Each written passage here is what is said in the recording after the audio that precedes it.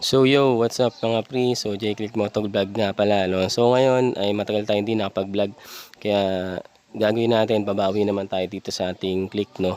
So ang gagawin natin ngayon ay magpapa ECU remap tayo. So doon tayo pupunta sa sikat na vlogger ngayon sa Facebook na si Kaworski. So i-check natin kung talaga bang maganda ang remap ni Kaworski. So yan ay trending sa Facebook ngayon, no? So let's go, punta tayo ngayon doon. So hindi na natin muna mabibideo guys kasi magmamadali tayo dahil naka-promo lang yun. So ngayon guys ay nandito na tayo sa Kaworski, sa shop niya dito sa Bustos, Bulacan. So pagdating nga natin dito ng alas 8 ay marami na agad tao. So akala ko ay mauuna tayo dito pero marami pa lang taong dumating. So, ibig sabihin, talagang dinadayo itong Kaworski na ECU remap. At makikita nyo naman sa dami ng tao na nagpaparingat dito. So, naka-promo sila, available yung remap nila sa mga stock ECU. So, halimbawa, stock engine, stock ECU, pwede yung dalhin dito. Naka-muffler o hindi, walang pinapalitan, pwede dito. So, mapapalakas daw yung ating motor, mabibigyan ng power yung ating motor pag nagpa-remap tayo sa kanya. So i-check natin guys, no. So ito nga si Kaworski. So siya mismo yung may-ari nitong shop at nagre-remap siya ng Honda Click. So inumpisahan niya na yung remap na yan. Baka akala nyo nagbibiro ako sa social media ko. Kasi pagka nagpo-promo kami ng dire-diretso, ganyan katadami. Konti pa nga po kayo eh. Kung ano, una ko eh, talagang ano yan, ako yan.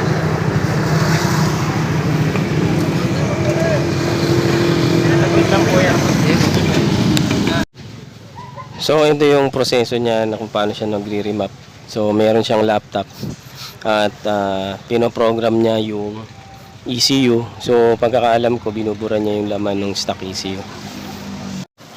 So ginagawa niya pala ay aalisin niya yung stock laman ng stock ECU mo. So ibuburahin niya yun.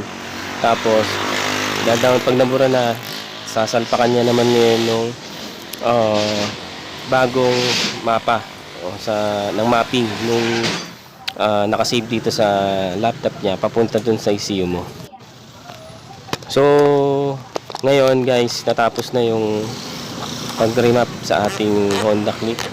Ngayon ay susubukan natin.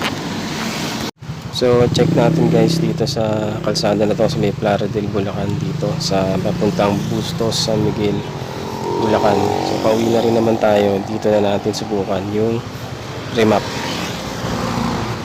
So tawid muna tayo guys at baka tayo madali na sasakyan. Nandito nga pala tayo sa Bustos, Bulacan, sa Plaridel Bypass. So let's go, birayin natin to guys. Check natin kung ano talaga power nito. Ang lakas niya guys, no? Ang bilis niyang makuha yung 70.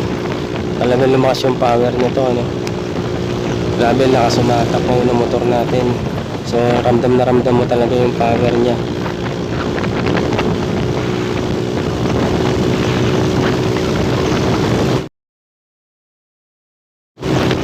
Naka 100 na pala tayo mahigit guys, hindi ko naramdaman.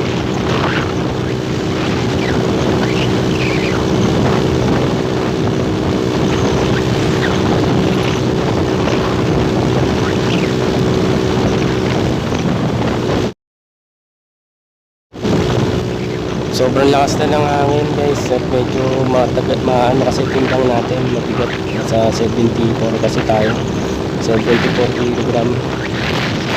Na medyo salo natin yung lahat ng hangin kaya medyo hirap siyang mag-top speed.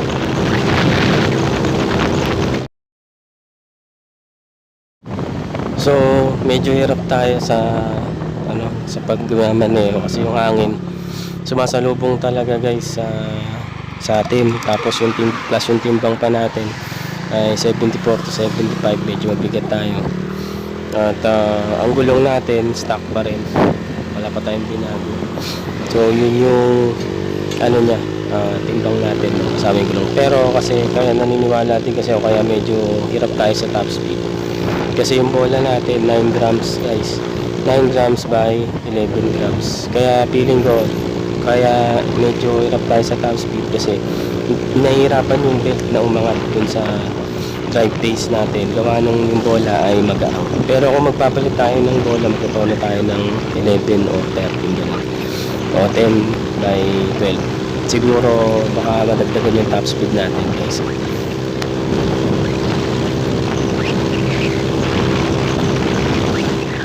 So nakakatuwa guys dahil mabilis niya nakukuha yung 100 at pumapalo pa ng 113 sa mabigat na bola, ay sa magaang na bola. So 9, imagine 9 grams, 9 grams by 11 grams na 113. Pero ang kagandahan nun, mabilis niya nakukuha yung ganung speed. So kung sa ilang kilometro lang ay kung may kasabay ka na all stop, naiiwan mo talaga dahil hindi kakagad maka 100 plus sa ganung distansya, no? Saglit lang yung birit natin pero mabilis kagad yan na 100 yun, mabilis siya nakukuha. So very responsive nung throttle niya, tuloy-tuloy yung arangkada niya, walang bitin. So sa dati ko kasing stock na motor, yung stock pa, medyo mararamdaman mo na delay yung throttle at saka parang pagong hirap siyang umabante lalo na pag huminto o nag-stoplight. Pero pagka ganito naman ka-responsive yung throttle mo, so magkakaroon man ng biglang overtake, maganda yung magiging takbo mo o yung performance ng motor mo. So okay siya. Subukan na lang natin magtono guys ng bola. Tingin ko mas lalakas pa tong motor natin after ng remap. So i-try natin sa susunod yung 10 by 12 grams. So kung okay yun, mas mataas yun grams nun, baka mas makaya niya kahit 118. So sapat na yun, pwede na yun para sa stock na click natin, no? Para maano yung performance, mas lumakas pa. So yung setup natin, yung gulong natin stock pa rin, wala naman tayong binago. Yung panggilid natin stock pa din yan, wala tayong binago dyan bukod sa bola. Springs, so clutch springs 1000 center spring tsaka 12 clutch spring, yun yung ating springs, no? So okay, overall maganda performance, very responsive yung throttle niya, arangkada, dulo meron. So siguro kailangan lang natin talagang i-set up yung bola ngayon pag uwi natin para i-check natin kung may top speed pa, kasi 113 piling ko kulang yan dahil mabilis naman niya nakukuha yung 113. So kailangan lang natin ng mas mabigat na bola.